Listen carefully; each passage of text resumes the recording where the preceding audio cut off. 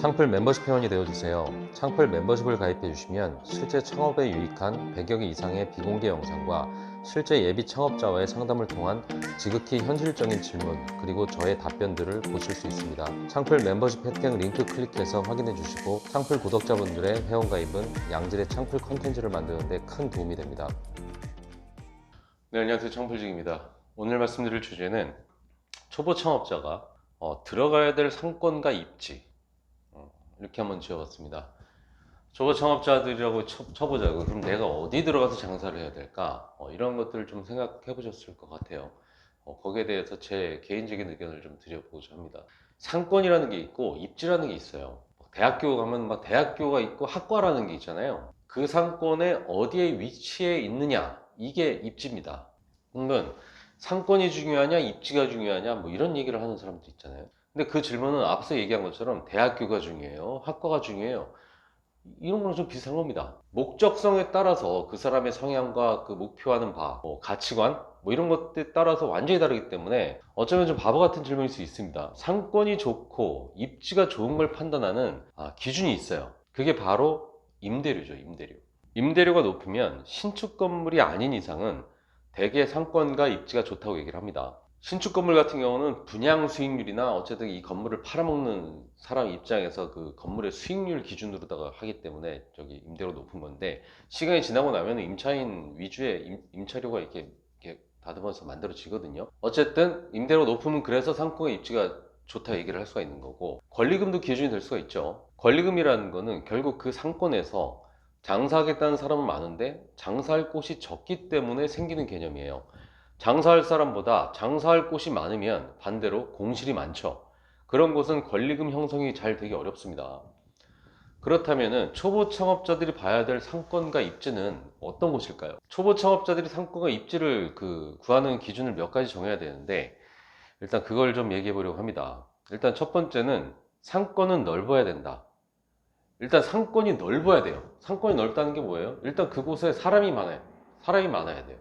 배우 수요가 많아야 되고 집객 요소, 그러니까 사람이 모이는 요소가 좀 얼추 모여있는 그런 상권이 넓다고 얘기를 합니다. 뭐 강남역 상권이 왜 넓다고 얘기를 해요? 강남역에는 거기 광역버스가 막 있어서 막 안양, 성남 막 저기 막 저희 수도권 끝에서부터 올 수가 있잖아요. 이런 곳이 집객 요소가 있는 좋은 큰 상권이라고 얘기를 하는 겁니다. 배후 수요라는 거는 아파트나 오피스에 상주하는 그 인원이 많아야 되는 거고 집객 요소라는 거는 사람들이 찾아올 만한 요소가 많은 곳이어야 된다는 거죠. 예를 들어서 배후에 5만 명이 살고 있는 아파트 단지가 있고요. 5만 명이 근무하는 오피스가 같이 있는 상권이라고 쳐봅시다. 근데 그곳은 음식점들도 많고 극장도 많고 백화점도 있어서 사람들이 매일 4만 명씩 찾아오는 곳이라고 한번 쳐보자고요. 이곳이 바로 상권이 좋다고 얘기를 하는 거고 상권이 넓다 뭐 이렇게 표현을 하는 거죠. 그래서 이런 상권을 좋은 상권이다 이렇게 얘기를 합니다. 근데 상권이 좋다고 해서 다 임대료가 높고 권리금이 다 비싸고 그런 건 아니에요. 그곳에서 그 상권에서 입지가 좋은 곳이 임대료가 높고 권리금이 높은 거죠. 그래서 우리는 어느 정도 배우가 좀 많으면서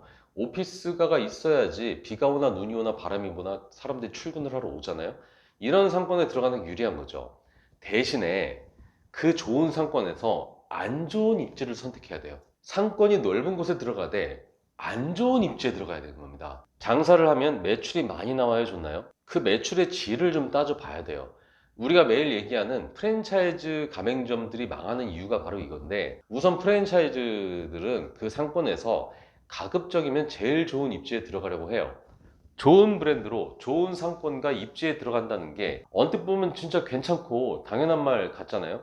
근데 여기에서 간과하는 거는 좋은 상권에 좋은 입지까지 해서 들어가게 되면 우선 임대료가 높습니다. 두 번째는 이게 사실 요즘 제일 문제인데 인건비를 많이 써요. 인건비. 프랜차이즈 본사들은 자신들의 물류 매출이 중요하기 때문에 가맹점이 개별적으로 감당해야 되는 임대료나 인건비에 대해서는 그렇게 디테일하게 보지 않습니다. 심지어는 슈퍼바이저들도 여기 몇 명을 써야 되는지도 몰라요. 일단 경쟁 브랜드보다는 더 좋은 자리 들어가야 되고 더 좋은 넓이로 가져가야지 지금 점포력이라는 게그 점포의 힘, 사람들이 올 수 있게끔 해야 되잖아요. 그게 입지가 좋은 거하고 면이 넓고 평수가 넓고 이런 거잖아요. 그래야 브랜드 파워도 유지되고 살아남을 수 있다고 얘기를 하는 거죠. 근데 이 인건비라는 게 사실 왜 많이 쓰게 되냐면 몰려 들어오기 때문에 많이 쓰는 거예요. 한꺼번에 몰려 들어오기 때문에 많이 쓰는 겁니다. 같은 하루에 20개 테이블을 소화하는 집이라고 한번 쳐보자고요. 근데 상권과 입지가 좋은 데는 바로 12시 땡 하자마자 사람들이 몰려 들어와요. 미친 듯이 몰아닥치고, 특히 오픈빨이라는 게 이게 사람 죽이는 겁니다, 이게. 아직 손발도 안 맞는 상황이고 아직 익숙하지 않은 상황에서 손님들이 몰아닥치는 거죠. 똑같이 10명을 손님을 받아도 차근차근 2명씩 들어오면 한두 명에서도 쳐낼 수 있는데, 한 번에 10명이 몰아닥치면 기본 3, 4명 있어야지 쳐낼 수가 있죠. 조용한 시골 기차역에서 장사하는 조그마한 커피숍은 한 명이서 일합니다. 아침부터 밤까지 그냥 꾸준하게 기차 타러 오는 사람들이 가랑비에 옷 젖듯이 한 명 오고 2명 오고, 그렇게 꽁냥꽁냥 커피 주세요 커피 주세요 이렇게 한두 잔씩 꾸준하게 시키기 때문에 혼자서도 돼요. 시골 기차역이기 때문에 임대료도 싸죠. 시골 기차역이다 보니까 경쟁 브랜드가 많이 들어오지 않죠. 특히 프랜차이즈들 들어올까요?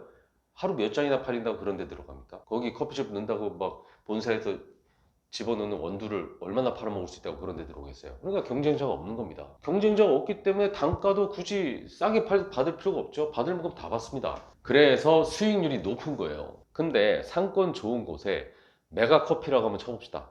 그곳에선 막 4명, 5명씩 일해요. 미친 듯이 커피를 뺍니다. 점심시간에 사람들, 직장인들 밥 먹고 나와서 몰아닥치면 정말 정신없죠. 몰리는 시간에 미친 듯이 몰리기 때문에 사람이 많아야 돼요. 그리고 그 상권과 입지 좋은 그곳에서 바쁜 시간이 끝나면 갑작스럽게 고요함이 찾아오고 4명이 같이 노는 거예요. 그렇다고 비싼 시간 2시간만 잠깐 와서 일해, 이럴 수는 없는 거잖아요. 상권이 좋기 때문에 또 임대료도 비싸죠. 경쟁 커피숍도 엄청 많아가지고 새로 생긴 커피숍 한 번 생길 때마다 한 번씩 매출 휘청이죠. 경쟁 업소에서 막 행사라도 쳤어, 그럼 그날 공치는 거죠. 그래서 초보 창업자한테 입지는 안 좋은 곳으로 가라고 얘기를 하는 겁니다. 당장에 오픈빨도 없을 것이고 사람들이 자연스럽게 좋은 입지에 간판이 안 보이니까 잘 들어오지도 않을 거예요, 처음엔. 근데 그렇게 입지의 힘이 부족한 곳에 들어간다면은 오프라인에서는 안 보이죠, 입지가 안 좋으니까. 근데 온라인 입지를 키우는 거죠. 검색해서 나오게끔은 잘 만들어 놓는 겁니다. 한가한 시간, 어차피 사람 안 쓰면 임대료가 낮으면 버틸 수가 있어요.